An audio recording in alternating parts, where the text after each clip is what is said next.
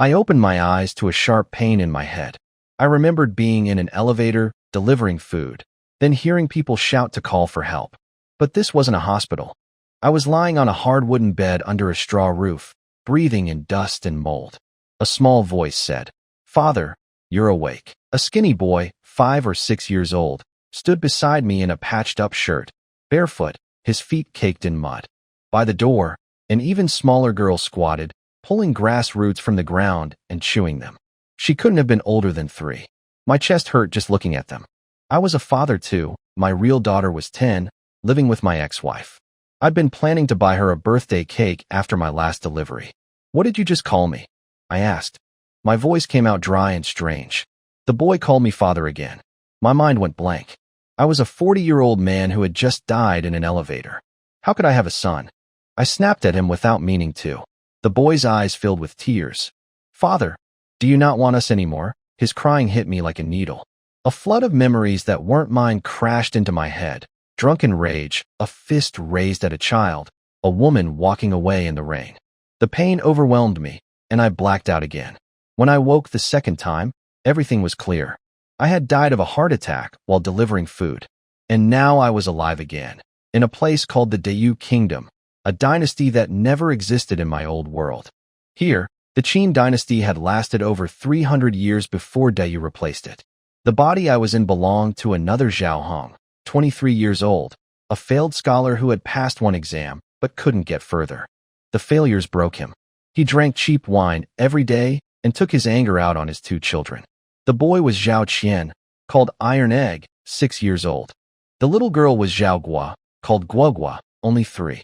Their mother had left for the county a year ago to find sewing work and never came back. The old Zhao Hong had gotten drunk, picked a fight with a neighbor named Wang Zhua, and Wang Zhua hit him on the head with a stick. That blow killed him. Then I woke up in his body. I couldn't hate Wang Zhua. From the memories I'd inherited, he and his wife were some of the few people who still helped this family. His wife had secretly fed the children more than once. The one truly at fault was the man whose body I now wore.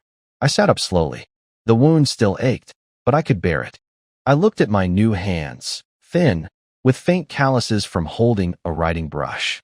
Nothing like my old rough, weathered hands. I looked at the 2 children again. Taiden stood by the bed, stiff as a rock. He'd stopped crying, but his eyes were full of fear, watching me like I might explode at any second. At the door, Guogua had stopped chewing and was staring at me with the same terrified look. Her face was smeared with dirt, green grass stains at the corner of her mouth. That sight crushed me. I pushed off the thin blanket and tried to get out of bed. Taiden jumped back like a scared rabbit, shaking all over. The pain in my chest got worse. What had the man in this body done to make his own children so afraid? I moved slowly toward the little girl at the door, but the closer I got, the more frightened she became. Her weak legs gave out, and she fell to the ground. Then she started wailing. "Guogua won't eat grass anymore. Daddy, please don't be angry." She hit her own mouth with her small dirty hands, trying to get rid of the grass she'd eaten. I couldn't move. Those words went straight through me like a hot needle. I'd been through unemployment, divorce, all the hard parts of middle age. But nothing had ever hurt like this. I crouched down slowly until my eyes were level with hers. I reached out to hold her, but my hand was shaking too much. "Guogua, Daddy won't hit you. Never again." The moment I said it, Taiden rushed forward like a little leopard. He spread his thin arms in front of his sister and shouted at me with everything he had. "You can't hit my sister. If you have to hit someone, hit me." His small chest was heaving, tears in his eyes, using his skinny body to protect the only family he had left. I couldn't hold it together anymore. My eyes burned. I wiped my face with my dirty sleeve and forced a stiff smile at them, a smile that probably looked sadder than crying. "Is there any food left at home?" Taiden froze. The father he knew never asked about food. Finding food had always been his job and his sister's. "The rice jar is empty," he whispered. "It's been empty since yesterday." His voice got smaller and smaller, his head dropping, like it was his fault there was no rice. My heart sank. I leaned against the cold wall, dizzy and hungry, and looked around this place I was supposed to call home. A straw roof full of holes. A broken table propped up with stones. A small pile of firewood and a cracked clay jar in the corner. That was everything. A low rumble broke the silence. It came from Guogua's stomach. I had to do something. Just then, the wooden door creaked open. A woman in rough cloth peeked inside. Li Xiaomei, our neighbor. She was holding a steaming bowl of rice porridge with a chipped rim. When she saw me standing, she nearly dropped it. Scholar Zhao, you're awake? She was nervous. Her husband was the one who'd knocked me out. Sister-in-law Wang, I said, keeping my voice calm. She started stammering excuses for her husband. I stopped her. It wasn't Brother Wang's fault. It was me being foolish. Those words were hard to say, but I meant them. Li Xiaomei stared at me. Even Tai Dan peeked over from the corner, wide-eyed. The father he knew had never apologized to anyone. She handed me the bowl. It was thin porridge, mostly water with a few grains of rice floating on top. But it felt as heavy as a mountain in my hands. Thank you, sister-in-law. I took the warm bowl and turned toward the corner of the room. I crouched down and placed the bowl in front of Tai Dan. Share this with your sister. My voice came out softer than I expected. Tai Dan looked at the porridge, then up at me, confused. He didn't dare reach for it. Father, aren't you going to drink? I'm not hungry. You too drink. I tried to smile, but my face had forgotten how. It came out stiff and wrong. Guogua peeked out from behind her brother, eyes locked on the steaming bowl. A tiny sound escaped her throat, and that was enough for Tai Dan. He grabbed the bowl with both dirty hands, holding it tight, like the most precious thing in the world. He scooped up a spoonful with a broken wooden spoon, blew on it, and held it to his sister's lips first. Guogua, drink. She sipped and closed her eyes. Then Tai Dan took a small sip himself before going right back to feeding her. They took turns, one careful sip at a time, not wasting a single drop. Li Xiaomei watched from the side, her eyes turning red. She asked about my head wound. I told her it was nothing. She left and closed the shaky door behind her. The porridge was gone fast. Tai Dan licked the bowl clean, still hungry.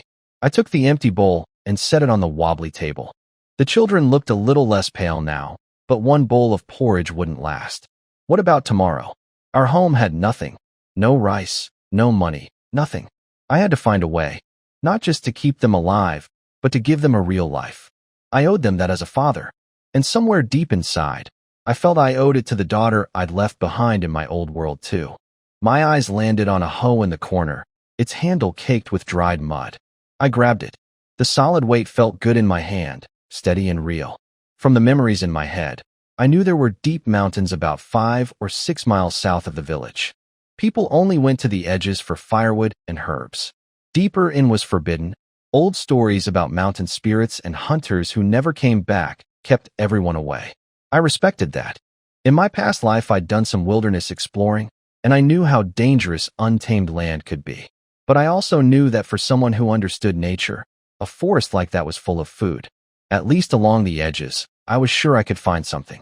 But when I turned to leave and saw my 2 children huddled together in the corner, I couldn't just walk out. I went next door to Wang Shu's house instead. His gate was half open. He was squatting under the eaves, mending a straw basket. The moment he saw me, he jumped up like he'd been stung, grabbed a stool leg, and shouted nervously, "What are you doing here?" I stopped a few steps away, keeping calm. "Brother Wang, I'm not here for trouble. What happened yesterday was my fault. I drank too much and acted like a fool. I came to apologize." He froze. He'd been ready for a fight, not an apology. Li Xiaomei rushed out with a ladle in her hand, pale-faced, stepping between us and stammering excuses for her husband. "Sister-in-law, I'm not angry," I told her. "It was my fault, not his." I looked at Wang Zhua and said, "Honestly, if you hadn't hit me yesterday, I might still be lost in my own stupidity." They just stood there, staring at me like they were seeing a stranger.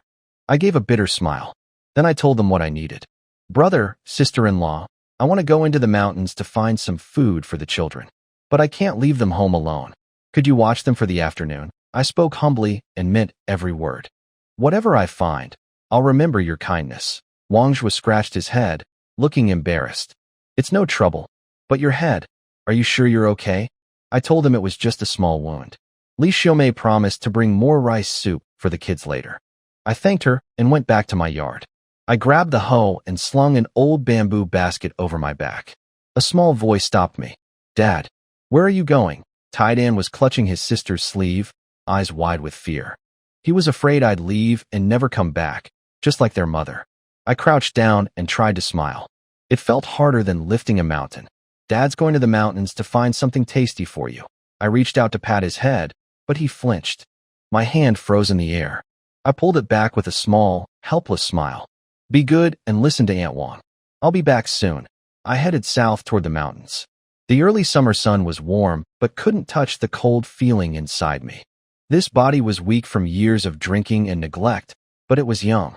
After walking a while, I felt a strength I hadn't known in my old life. My legs steadied. My muscles had energy.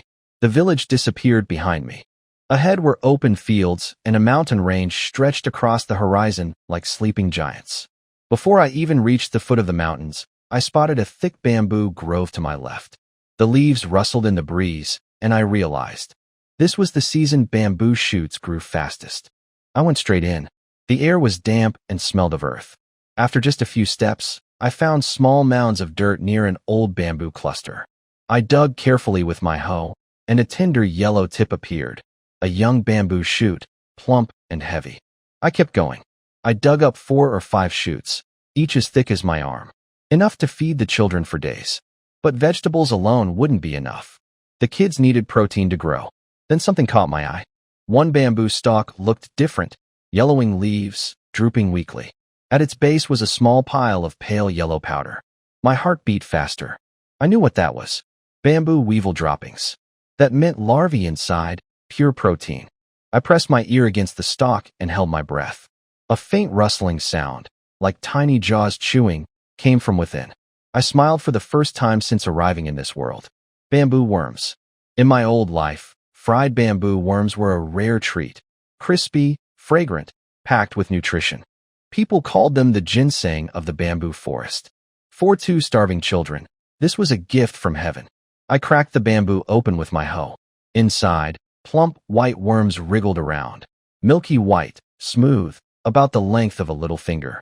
20 or 30 in just one section. I picked them out one by one and dropped them into my cloth bag. They felt soft and warm in my hands. I found 2 more infested stalks. By the time I was done, I had over 100 worms.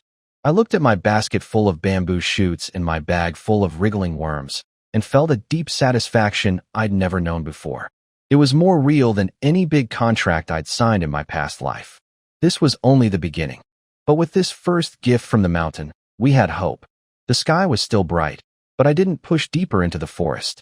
Today's haul was more than enough. I swung the heavy basket onto my back, grabbed my hoe, and headed home. My steps felt lighter than they had all day. The sunset painted the village orange as I walked home along the narrow path between the fields. Sweat soaked through my clothes, but I didn't care. The heavy basket on my back felt like a promise. At the old locust tree by the village entrance, a few villagers stared at me. I heard their whispers. They called me big fool, wondered why I was carrying a hoe, joked about the sun rising from the west. I didn't react. Their words meant nothing. All I could think about were my 2 hungry children. I reached my broken gate. Wang Zhua and Li Xiaomei were standing outside their house, watching. And there, huddled together by the Wang's wall like 2 scared birds, were Taidan and Guagua. When Taidan saw me, he tensed up and pulled his sister closer. That silent fear cut deep. I set the basket down with a thud. Both children flinched. I didn't go to them. I just crouched down and started taking things out, one by one. Taidan, Guagua, come here. They didn't move. I laid out the bamboo shoots and opened the cloth bag. The white worms wriggled in the evening light. Li Xiaomei let out a cry of disgust. The children stared with wide, frightened eyes. I didn't explain. I just got to work. I peeled the bamboo shoots down to their tender white flesh, washed everything with the last of our water, chopped the shoots, and dropped them into a clay pot on the earthen stove. I lit the fire with what little wood we had left. Soon, orange flames rose up and the fresh smell of bamboo drifted through the air with the steam. The children swallowed hard. They took a small step forward, eyes locked on the steaming pot. When the soup was ready, I turned to the worms. I found thin bamboo sticks, sharpened the ends, and skewered the plump worms one by one, just like grilling street food in my old life. I pulled hot stones from the stove and laid the skewers across them. The moment the worms hit the heat, they sizzled. A rich, savory smell filled the yard, stronger than the soup. Next door, Wang Zhua sniffed the air. What's that smell? It actually smells good. He peeked over the wall. Then his face went white. He saw me crouching by the fire, turning skewers of golden brown roasted worms. I picked up a finished skewer, blew on it, and took a bite. Crispy on the outside, soft inside. Just like I remembered from my old life. Wang Zhuo pulled his head back and told his wife I'd gone crazy, eating bugs and feeding them to my children. Li Xiaomei stared in disbelief.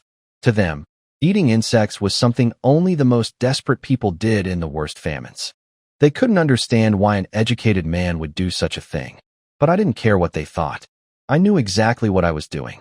The roasted worms were perfect, crispy outside, soft inside, full of rich flavor. After years of cheap fast food in my old life, this simple meal felt like something for the soul. I held out the best skewer to Tai Dan. Come on, try it. This is the best thing the mountains have to offer. He swallowed hard at the smell, but when he remembered those things had been alive and wriggling, his face scrunched up. He shook his head and stepped back. Dad, these are bugs. We can't eat them. Guogua hid behind him. No bugs. I didn't push. I just kept eating, making a show of how good it tasted. Oh, this is delicious. Better than New Year's meat. Their eyes followed every bite. When the bamboo shoot soup was ready, I poured 2 bowls and handed one to Tai Dan. If you don't want the worms, have some soup first. This time he took it. He blew on it, sipped, and his eyes narrowed with comfort. It's so good, he whispered. He scooped some for his sister. Guogua's eyes lit up like stars. She grabbed his arm and opened her mouth for more. They finished the bowl fast. With warm soup in their bellies, they looked a little stronger. I went back to eating the worms quietly, not saying a word. Tai Dan watched me. He heard the crunch. He smelled the aroma. Finally, in a voice barely louder than a whisper, he asked, Dad, can I try one? I kept my face calm, but inside I was overjoyed. I handed him one of the best roasted worms. Try it. If you don't like it, you don't have to eat more. He closed his eyes, tossed it in his mouth, and tried to swallow it whole. But the crispy shell cracked on his tongue, and that rich flavor spread through his mouth. His eyes flew open. Dad, it's good. It's really good. He took the skewer from my hand and carefully gave one to Guogua. Try it. It's even better than the soup. She bit into it, and her eyes curved into happy half moons. So good. So good. Watching my 2 children eat with such joy, my eyes went blurry. I turned away and wiped my face with my sleeve. Right then, I finally understood why I was alive again in this strange world. Wang Zhuo saw everything from over the wall. His expression was complicated. Soon other villagers gathered nearby, drawn by the smell. What's that Zhao family cooking? Smells amazing, Wang Zhuo scowled. He's eating bugs. Big fat ones from the mountain. The whispers started, shock, disgust, pity. That scholar's lost his mind. Poor kids, having a father like him. But I noticed one old farmer who didn't join the mocking. He stared at the bamboo husks near my feet, a strange look in his cloudy eyes. He seemed to remember something about bamboo shoots being eaten during famines long ago. He looked at my children, full and smiling, then back at the sneering villagers. I could almost see the thought forming behind his eyes. Maybe the man everyone called a fool wasn't so crazy after all. I woke at dawn and lay still, watching my 2 children sleep at the other end of the bed. They'd eaten well the night before, and their faces had a little color now. Guogua's sleeping face, with her pouting lips and long eyelashes, looked so much like my daughter from my old world. The one who used to wrap her arms around my neck and laugh. How was she doing now, without her father? The pain hit me hard, but I knew there was no going back. All I could do was give everything I had to the 2 children in front of me. I got out of bed without a sound and stepped into the yard. Li Xiaomei was next door feeding her chickens. She looked up, her expression a mix of leftover fear from watching me eat bugs and something close to respect. Going into the mountains again? Yes. Please watch them for me. She offered me hot water to wash my face. I thanked her but splashed cold water on myself instead. It cleared my head. I grabbed my hoe and basket and headed south. Before I reached the bamboo grove, I heard digging and voices. Several village men were already in there, copying what I'd done yesterday. They were clumsy, breaking shoots, digging up tough, old roots. When they saw me, they froze with guilty looks on their faces. I walked right past without a word. The mountain belonged to everyone. If my discovery helped the village eat a little more, that was fine. But bamboo shoots alone couldn't feed everyone for long. I needed to go deeper. The locals called it Tianfeng Mountain. The lower parts were picked clean by villagers over the years. I followed a faint trail upward. This body was poorly cared for, but naturally strong, and after half an hour I reached wild, untouched forest.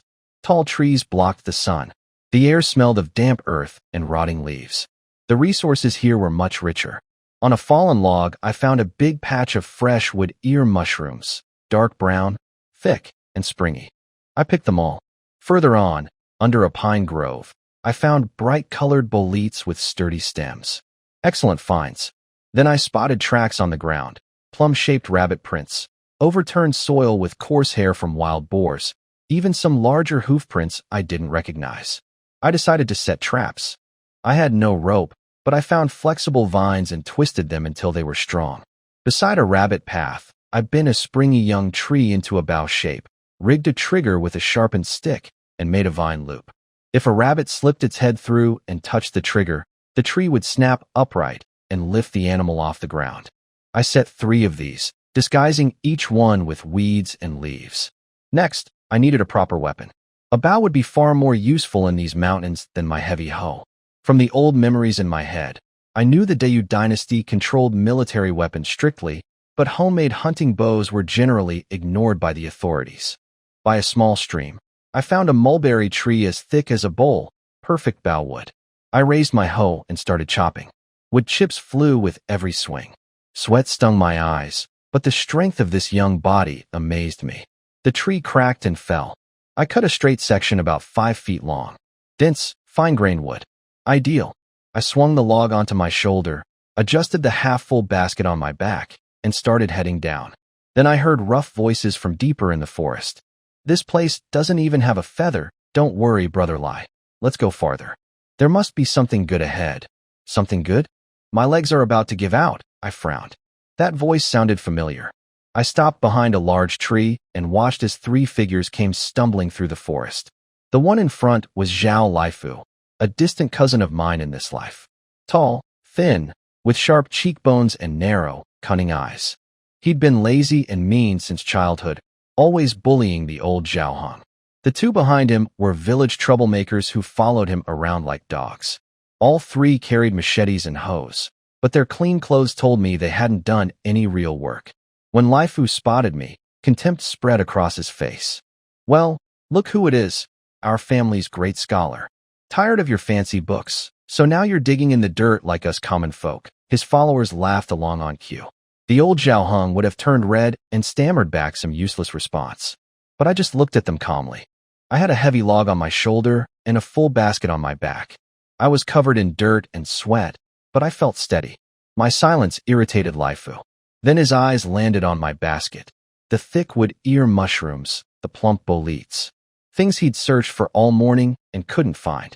Jealousy flickered across his face. How about you share half that basket with us, cousin? The other 2 closed in around me.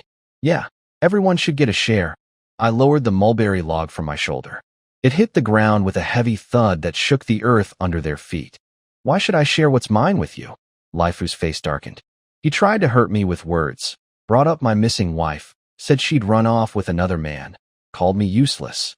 The kind of talk that would have destroyed the old Zhaohong. But something in my eyes made him falter. The air around us went cold. All 3 of them shivered. Leave, I said. One word. Laifu couldn't back down in front of his followers. He forced himself to act tough, shouted something about showing me who was in charge, and lunged for my basket. I moved. I stepped aside, and my hand shot out and clamped onto the back of his neck. He went limp instantly. Before he knew what was happening, I'd lifted him off the ground with one hand. His legs kicked in the air. His hands clawed at my grip, but it was like trying to bend iron. His face turned purple. His 2 followers stared, frozen. The Zhaohong they remembered was a big man with no real fight in him. But now they were looking at something completely different. Their legs buckled and they dropped to the ground, begging. It wasn't our idea. Brother Laifu made us come. I threw Laifu to the ground like a sack of grain. He hit hard, coughing and gasping, tears and snot all over his face. I looked down at him and spoke slowly. The old Zhaohong is gone. He died under your mockery, and Wang was beating. The man standing here just wants to live peacefully with his children. But if anyone tries to stop me, I'll stop them first. I let that settle. Today I'm letting you go for the sake of our ancestors. Next time, I'll break your hands and feet and leave you in the mountains. Test me if you want. I picked up my log, swung my basket onto my back, and walked away without looking back. The midday sun beat down as I walked back to the village. The run-in with Laifu hadn't made me angry, it made me sharper. This world wasn't safe. If I wanted to protect my children, I needed more than food. I needed strength that made people think twice. At the village entrance, the whispers were quieter than yesterday. The contempt in their eyes was fading, replaced by confusion and surprise. I heard them wondering what was in my basket, how I carried that heavy log so easily, and why Laifu's group still hadn't come back from the mountains. Under the old locust tree, Uncle Fu, the old farmer who'd been watching me yesterday, squinted at me thoughtfully and tapped his pipe. He saw something the others didn't. I went straight home. Li Xiaomei was waiting anxiously at the gate. In the corner of the yard, Taidan and Guogua sat side by side, faces and hands washed clean, each nibbling a coarse grain cake Li Xiaomei had given them. When they saw me, something changed. Taidan stood up, took his sister's hand, and called out softly, "Father." That one word melted everything the mountain had frozen inside me. I thanked Li Xiaomei. She warned me not to go deep into Tianfeng Mountain. I told her I'd only been on the hillside. She looked doubtful, but left it alone. I spread the mushrooms on the ground. The children leaned in, curious. Taidan poked a mushroom cap with one finger, felt it bounce back, and pulled his hand away with wide eyes. I was lighting the fire when the gate creaked open. It was Uncle Fu, carrying a small cloth bag. He looked nervous. "These are a few eggs we saved at home. For the little ones." I didn't take them. I just looked at him quietly. He turned red. "I just wanted to ask, those bamboo shoots you made yesterday, were they really safe? You didn't get a stomachache?" I knew what he was really after. Instead of answering, I handed him the best mushroom from my basket. Then I explained. Things from the mountains could be treasures or poison, depending on what you knew. Bamboo shoots had to be boiled well to remove the bitterness and numbness, or they'd make you sick. I held nothing back. For families struggling to eat, this knowledge could mean surviving another winter. Uncle Fu's face changed from doubt to understanding to real admiration. He'd never expected the village fool to know so much. I pushed the eggs back toward him. "If you trust me, come with me another day. I'll teach you which wild plants are safe to eat. But never go deep into Tianfeng Mountain alone." His lips trembled. He nodded hard, eyes red. "You're a good man, Zhaoheng." After he left, I felt lighter inside. That evening, the yard glowed with firelight again. Wood ear mushrooms and boletes simmered together in the clay pot, filling the air with a rich smell even better than last night's roasted worms. From next door, I could hear children swallowing hungrily. Taidan was brave enough now to help me tend the fire, his small face serious and focused. Guogua sat nearby hugging her knees, her big eyes shining in the firelight, full of trust. After dinner, I didn't rest. I took the chipped kitchen knife and started working on the mulberry wood by firelight. I shaved off the bark, layer by layer, down to the strong core. The scraping sound filled the quiet night. My two children leaned against each other, watching me work. They didn't know what I was making, but they stayed close. I wasn't just making a bow. I was building something to keep us safe. From now on, I would be both hunter and protector. The bow would take time, but those traps I'd set in the mountains, maybe by morning, something would be waiting. I moved through the misty forest at dawn, heading for my traps. The first two were empty. At the third, near a mountain stream, I heard a low growl and the creak of a tight vine. A badger hung in my snare, gray-black, plump, about 20 pounds. Its meat was rich and tasty, but even more valuable was the fat. Rendered down, it could give us cooking oil for months. I finished it quickly with a heavy branch, loaded it into my basket, and took the quiet path home.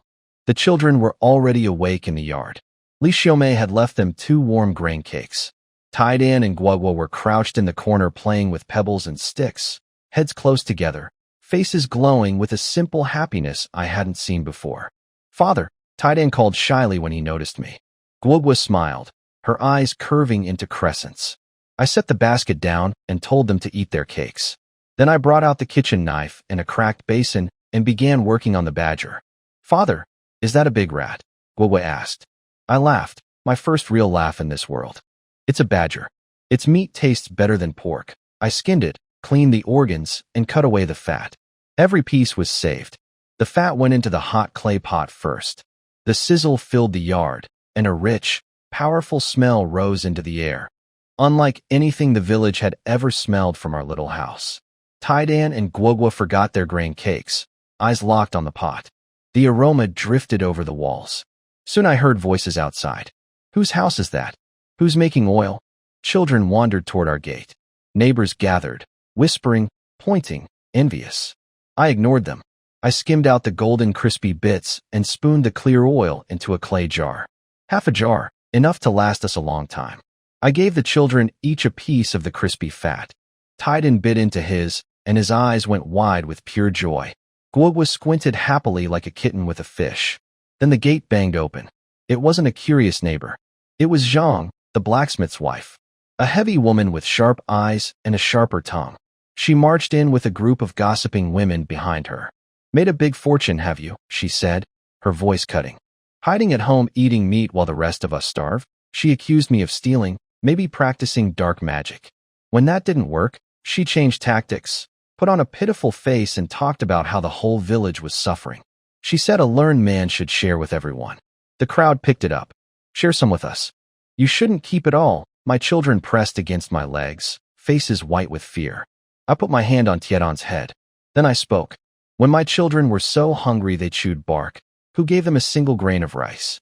When I was lying half dead from Wang's beating, who came to check on me? You helped, by mocking me. When I went into the mountains, you called me crazy. Now I've brought back food, and suddenly it's time to share. Face after face went pale. People lowered their heads. Zhang screamed that I was going against the whole village. I don't want to fight anyone, I said calmly. I just want my children to survive. Then I grabbed the thickest piece of leftover mulberry root, over 100 pounds, lifted it above my head like it was straw, and slammed it down onto the stone slab in the center of the yard. The stone cracked like a spiderweb. The ground shook. Dead silence. Zhang's face went from white to purple. Her mouth opened and closed, but nothing came out. She grabbed her companions and scrambled out of the yard like a stray dog. The crowd scattered in seconds. Li Xiaomei watched from her doorway with a complicated look, shock, admiration, worry, then quietly went inside. Uncle Fu stayed the longest, nodded at me with respect, tapped his pipe, and slowly walked away. I knelt down and held both children tight. Don't be afraid. Dad is here. No one will bully us. Taidan looked up at me like I was the strongest person alive. Guogwa buried her face in my chest and held on tight. I sealed the oil jar and hid it in the safest corner of the house. That afternoon, Uncle Fu knocked on my gate again. He brought a bag of cornmeal and asked shyly if he could trade for a little oil. I agreed without hesitation. Fair trade built trust, and I needed allies. I scooped him a small bowl of golden fat. His hands trembled as he took it. That's too much. The flour you brought is worth it, I told him. Word of the trade spread through the village fast. People started to understand. I wasn't someone to cheat, but I was fair. Honest dealing would get honest treatment. With the cornmeal, I made a proper meal. I boiled badger meat on the bone with dried mushrooms until the broth turned milky white, then stirred in corn paste that set into golden lumps floating in the rich soup. The children ate like they'd never eaten before. The meat melted in their mouths. The mushrooms were chewy and fresh. The corn dumplings carried a natural sweetness. Sweat beaded on their foreheads. Their cheeks turned pink. I ate too. My body badly needed the nourishment. When we were done, I filled a big bowl with meat and soup, picked out the best pieces, and handed it to Taidan. Take this next door to Uncle Wang and Aunt Li. He looked confused but took the bowl carefully. Walk slowly. Don't spill it. Li Xiaomei had given us rice soup when we had nothing. That small kindness had kept my children alive. I always repay what I owe. And sending Taidan instead of going myself was deliberate. After the scene with Zhang this morning, my presence might cause awkwardness. But a child sharing food was just simple, honest neighborliness. Taidan carried the big bowl of soup next door, walking carefully so he wouldn't spill a drop. I knew what was happening on the other side of the wall without seeing it. Li Xiaomei and Wang Zhuo had been living on thin vegetable mush. The smell of our cooking had been drifting into their yard all morning. When Taidan showed up with a bowl full of meat and golden dumplings, they didn't know what to say. Wang Zhuo tried to refuse. Take it back? Your children need it more. But Tyden did exactly as I told him. He set the bowl down, said we had plenty at home, and ran back before they could argue. That boy was learning fast. After lunch, I didn't rest. I took both children into the bamboo forest. The badger was a lucky catch, but luck doesn't feed a family. I needed something steady. The bamboo worms were my best option. I showed the children how to find infested bamboo, yellowing joints, withered leaves. I tapped the stalks and listened. Dad, is there something inside this one? Gwagwa asked, poking at a yellow bamboo. I smiled and handed the machete to Tyden. You try? Follow the grain. Don't use too much force. He gripped the handle, took a breath, and swung. The bamboo cracked open. Fat white worms wriggled in the sunlight. Wow! Worms! Gwagwa shouted, not scared this time, but excited. Tiedon's face lit up. It was the first time he'd caught something on his own. I wasn't treating him like a helpless child. I was teaching him to survive, and he felt it. By evening we had a full jar. Back in the yard, I set up the cracked stone slab from this morning over a small fire. When it was hot enough, I spread half a spoonful of golden badger oil across the surface. The sizzle was beautiful. The oil melted and filled the air with that rich, warm smell. My two children sat on little wooden stools beside me, eyes glued to the glowing stone, practically drooling. Gwagwa's cheeks puffed out like she was already imagining the taste. I placed the cleaned worms onto the hot stone with wooden chopsticks. They curled up instantly, crackling, their shells turning golden. A lighter smell rose this time, nutty, sweet, wild, different from the heavy meat aroma of the morning. I turned each one carefully until they were golden and shiny on all sides. Then I opened a small cloth bag and sprinkled a pinch of salt over them. Salt was more expensive than grain in this world. Every crystal counted. But tonight, my children deserved it. Ready to eat. I blew on the crispiest one and held it out to Gwagwa. She bit into it. The shell cracked, and hot juice burst in her mouth. Her eyes went wide, then curved into happy crescents. She chewed fast, nodding, making little humming sounds. I gave the next one to Tyden. He bit down, and the same look of wonder crossed his face. I picked up a piece for myself and ate it slowly. The fire glowed in the yard. 3 faces reflected in the warm light. Full, content, together. No fancy food, no fine dishes. Just a cracked stone, a handful of firewood, and what the mountain had given us. The children fell asleep against me, faces shiny with oil, looking happier than I'd ever seen them. But I stayed up. I went back to work on the bow. By the light of a small oil lamp, I scraped and shaped the mulberry wood. I soaked bare tendons in warm water, pounded them with a stone until only tough white fibers remained, far stronger than any rope. I coated the inside of the bow limbs with tendon glue. Once it dried, the bow would have real power. I raised it under the moonlight and gave it a small pull. It creaked, and the force that pushed back through my arm made it tingle. Enough power. Good. I looked past the courtyard wall at the dark mountains. Today I'd made enemies. Zhang the blacksmith's wife, Lai Fu, and his gang. Peace wouldn't last. Then I looked at my so-called home. Half-collapsed walls. A leaking roof with bowls scattered everywhere to catch drips. A quilt so stiff and cold the cotton inside had turned to hard lumps. Food was only the first problem. We needed a real roof, warm clothes. And for all of that, I needed money. I thought about what I had. The badger pelt could fetch a decent price once cured. The leftover meat and oil could trade for grain in the village. But for real money, I'd need to go to town, 15 miles along a mountain path. My thoughts drifted to the small room on the west side of the yard. It used to be my father's blacksmith shop. The original owner's father, Zhao Laosher, had been a well-known blacksmith. He'd raised a book-loving son on nothing but a hammer and hard work. That was probably where this body's natural strength came from. Years of swinging heavy hammers as a boy. I pushed open the creaky door. Rust and coal ash filled my nose. Moonlight fell through a hole in the roof onto an empty room. Everything worth selling had been sold long ago. Only a broken brick stove remained. I touched the cold wall of the stove. I could almost see a shirtless man sweating before a glowing furnace, sparks flying as he shaped iron into tools. But that path was closed for now. Blacksmith tools cost more than I had. I went back inside. My plan was clear. Go to town. Trade mountain goods for money. At dawn, I reheated leftover porridge and watched the children eat with sleepy eyes. Then I crouched down. Dad needs to go to town to sell some things. I'll use the money to fix the house and make new clothes for you. Stay home today and listen to Aunt Lee. Tied-in nodded. Guogwa grabbed my sleeve, eyes worried. I'll be back soon. And I'll bring you candy. Her eyes lit up. She'd only tasted something sweet once in her whole little life. She nodded hard and let go. I took 3 pounds of badger meat next door. Li Xiaomei tried to refuse, but I was firm. This isn't a gift. I need you to watch the children all day. This meat is for your family's meal. I can't let you work for nothing. Wang Zhua came out and told his wife to accept it. Brother Zhao is a good man. We're neighbors. She took the meat, blushing, and promised to take good care of the kids. I packed the rest. 10 pounds of badger meat wrapped in grass leaves, the half-cured hide, and my best dried mushrooms. Over 20 pounds total, loaded into my bamboo basket. I looked back at 2 small figures watching me from the yard, then turned and headed down the mountain path. The morning mist hadn't cleared.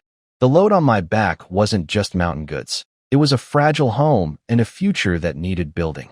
When I crossed the last ridge, a proper town appeared in the morning light. Blue tiles, white walls, smoke rising from chimneys. Nothing like our remote village. Inside, the streets were alive.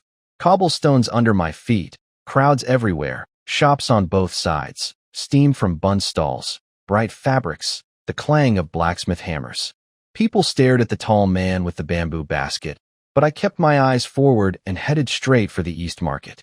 The East Market was packed and loud.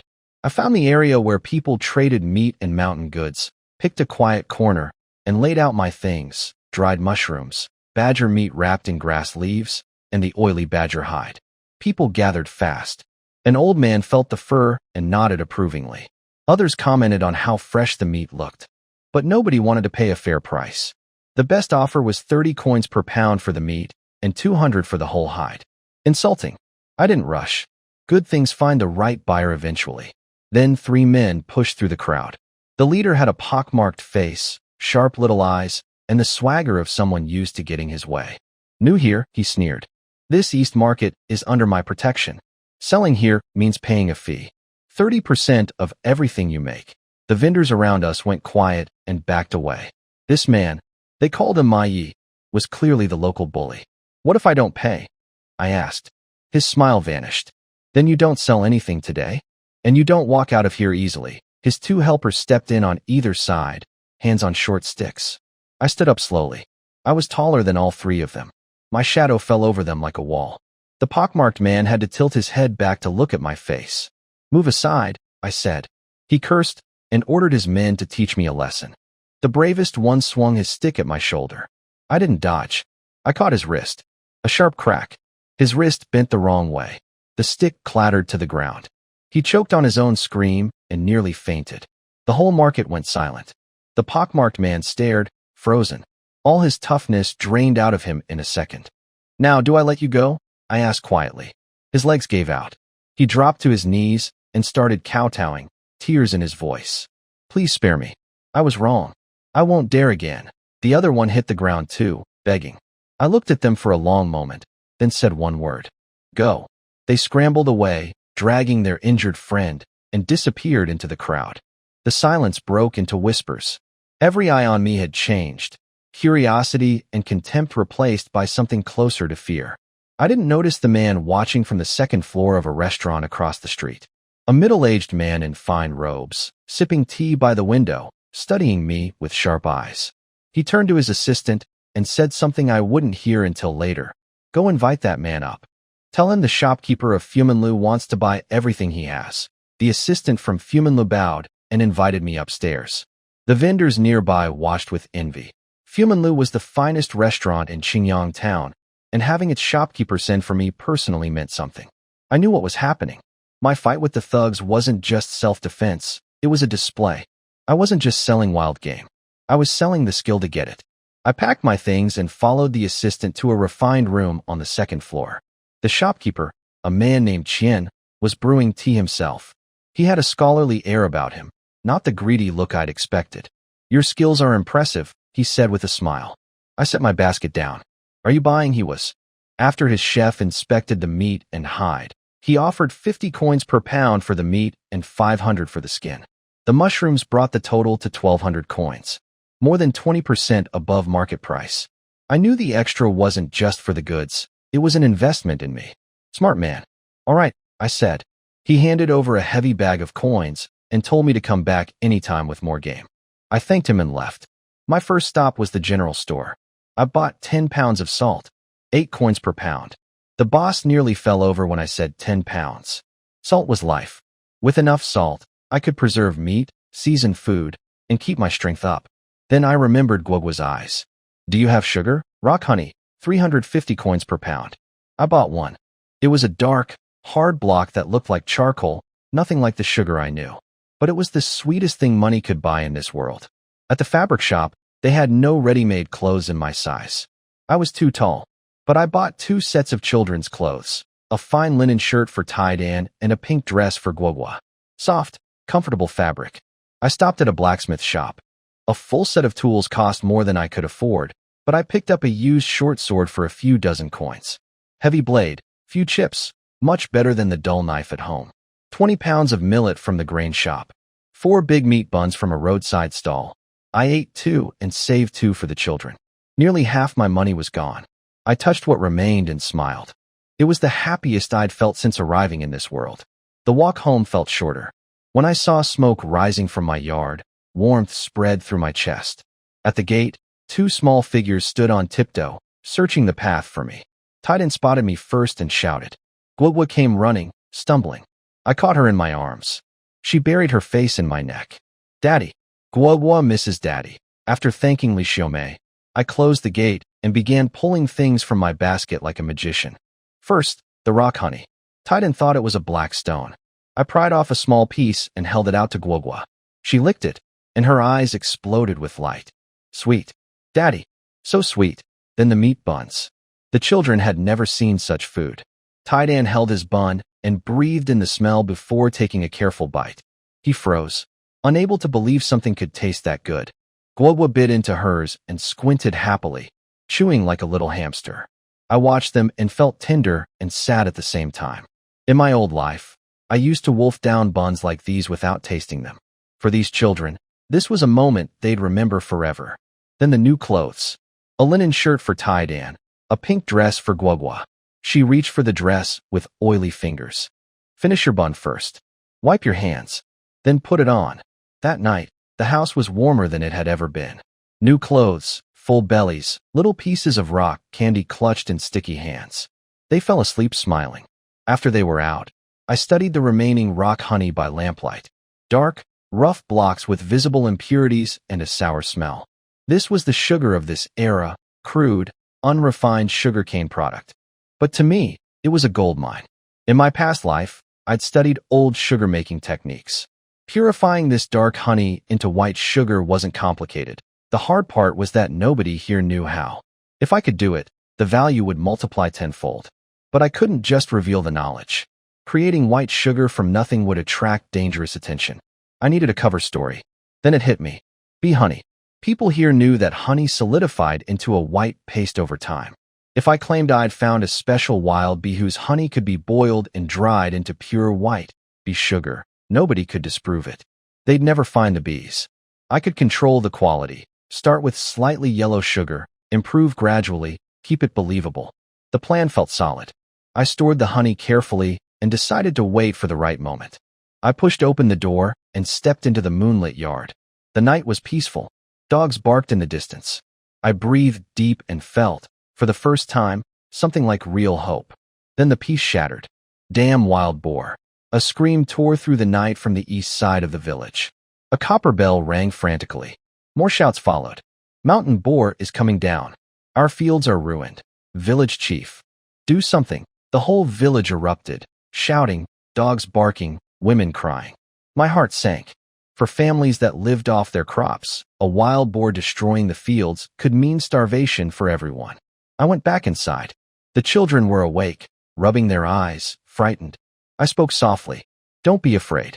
Dad is here. Go back to sleep. I grabbed my new short sword, tucked it in my belt, slung my unfinished bow over my back, and headed toward the noise at the east end of the village. When I reached the east hillside, the sight stopped me cold. Several acres of fields had been torn apart. Rice and bean seedlings lay broken in churned-up soil. Women sat at the edges, wailing. Villagers stood around with torches and tools, too scared to move. Deep in the fields, heavy breathing and the sound of gnawing came from large dark shapes. Wild boars. A whole pack. Village chief Zhao Dequan banged his gong and shouted for people to charge, but nobody stepped forward. These weren't rabbits. One tusk could open a man's belly. Then Zhang spotted me in the crowd. Her eyes lit up with a nasty idea. Look, Zhao Heng is here. He's so capable. These pigs are nothing for him. Suddenly, every desperate face turned my way. People begged, flattered, pressured. Zhang put on her righteous voice about helping the village, hoping I'd risk my life for free while she watched from behind. Why should I said. The crowd went silent. Zhang screamed about my conscience. Conscience? I stepped forward. When my children were starving, where was yours? When my wife disappeared, you all said she ran off with another man. Now your fields get dug up by pigs, and suddenly you remember I exist? I looked straight at Zhang. If that boar kills me, who raises my children? You? She couldn't answer. Most villagers hung their heads in shame. Zhao Dequan tried to smooth things over, offering me a share of the meat. I shook my head. If you want me to risk my life, the price is different. I held up 2 fingers. Half of every boar I killed. And from now on, a team of men who follow my orders without question. The chief exploded. That's robbery. Then forget it. I turned to leave. The villagers whose fields were worst hit panicked first. They begged the chief to agree. Public pressure crushed his resistance.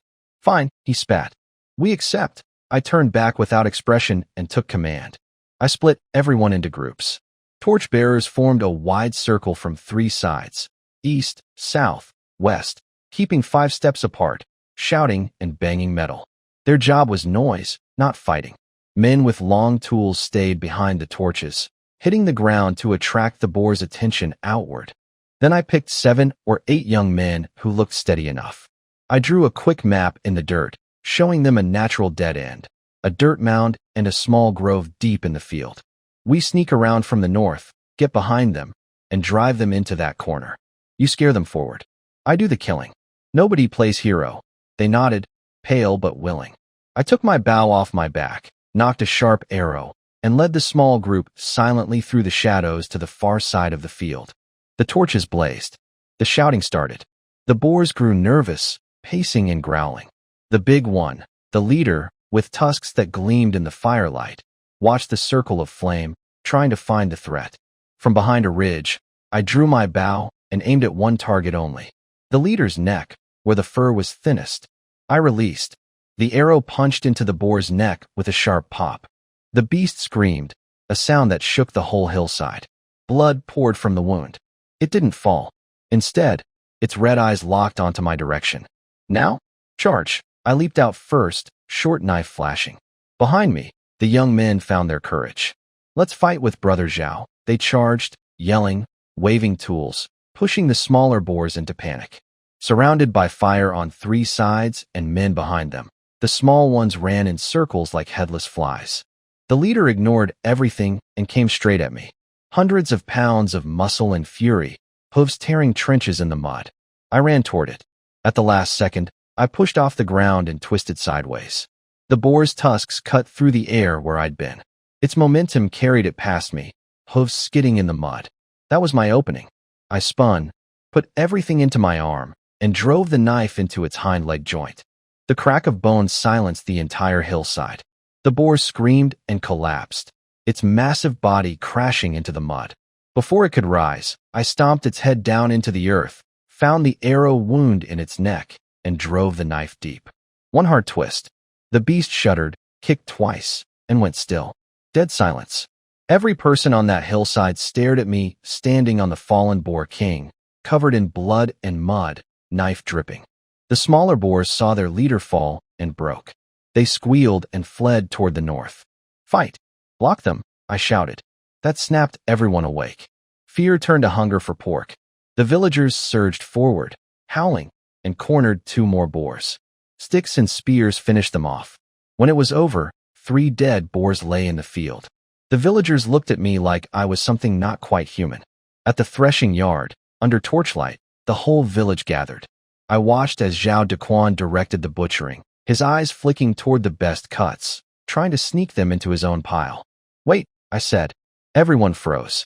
I took the knife, split the biggest boar clean down the backbone, and pointed at one half. "This is mine, 200 pounds of pork." No one argued. I could have taken more. Our deal gave me the right. But instead, I looked at the 5 families whose fields were hit hardest. The remaining meat goes to them first. 10 extra pounds, each as compensation. One woman burst into tears, thanking me. Then I turned to the men who'd charged with me. 20 pounds each. "You earned it." They hesitated until I made it clear there was no room for refusal. A young one grinned and said, "Call us anytime, Brother Zhao." I took about 30 or 40 more pounds of good pork belly for myself from what was left and told Zhao Dequan to divide the rest however he liked. I'd taken less than I deserved, but I'd gained something worth more than meat. The men who fought beside me now trusted me completely. The families I'd helped would remember. And everyone in this village now understood. I wasn't someone to be pushed around, but I was fair. Zhao Dequan watched it all with a complicated face. He knew his authority had shifted tonight. Zhang hid in the back of the crowd, nails digging into her palms. I tied up my pile of pork, slung it on a pole, and carried it home through the path the villagers quietly cleared for me. Back at the dilapidated small yard, Zhao Heng set down the heavy meat with a loud thud that made the dust fly. The door creaked open, and Tai Dan and Megwa peeked out from behind the threshold, their big black eyes full of worry and fear. When they saw their father walking and covered in mud and blood, they shivered instinctively. But then, as Tai Dan's eyes moved past his father and saw the mountain of meat in the yard, his fear was quickly replaced by another feeling. His small chest puffed up unconsciously, and his eyes shone with admiration. Their usually quiet and simple father, often called silly big guy by the villagers, suddenly seemed like a hero from a story, fighting monsters and saving the day. Zhao Heng showed a tired smile. The fierce look from last night was gone, replaced by gentle love for his children. He walked over and gently ruffled their heads with his big hands, speaking softly and calmly. "Don't be afraid. I'm back." He paused, looked at their small faces, and added seriously, "From now on, we'll have meat to eat every day."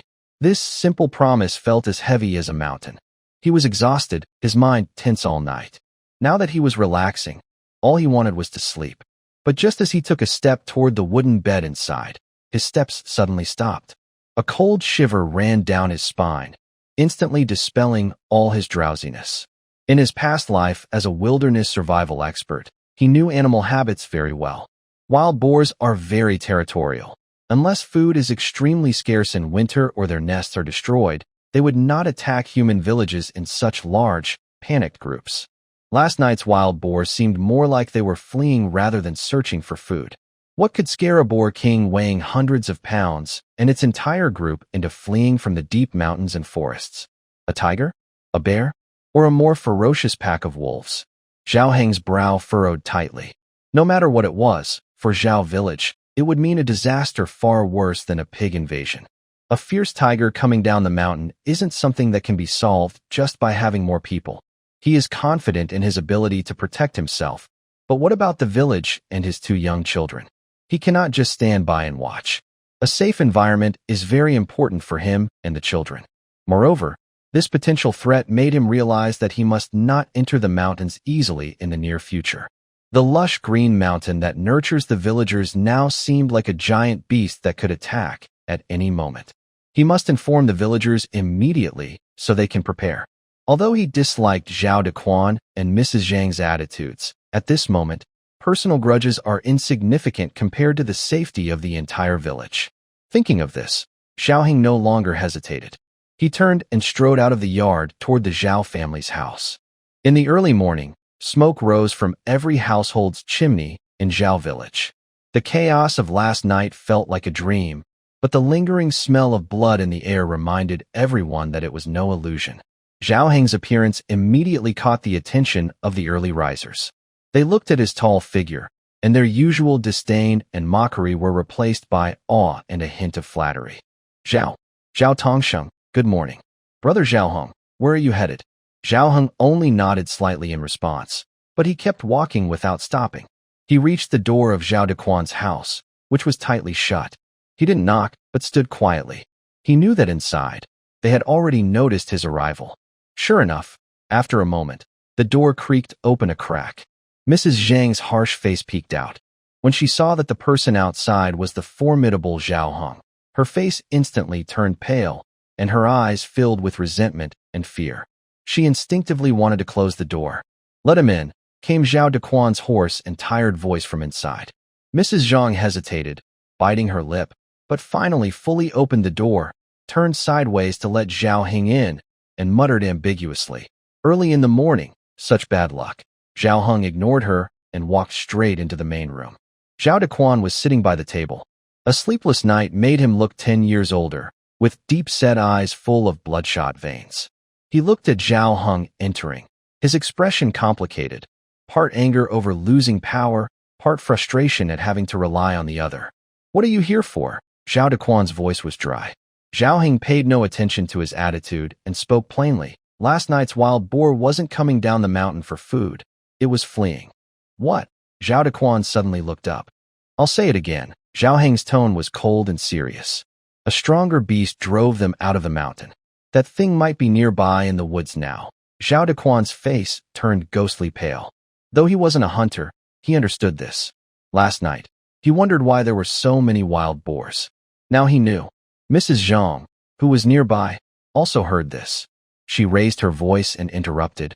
"Who are you trying to scare? I think you're just trying to show off, making up stories on purpose." "Shut up." Zhao Dequan suddenly slammed the table and sternly scolded her. He was genuinely scared now. Zhao Heng had no reason to lie about this. The memory of him slaughtering pigs as if they were chickens was still fresh. Such a person wouldn't bother lying to scare him. He turned to Zhao Heng, his voice trembling slightly. "Then,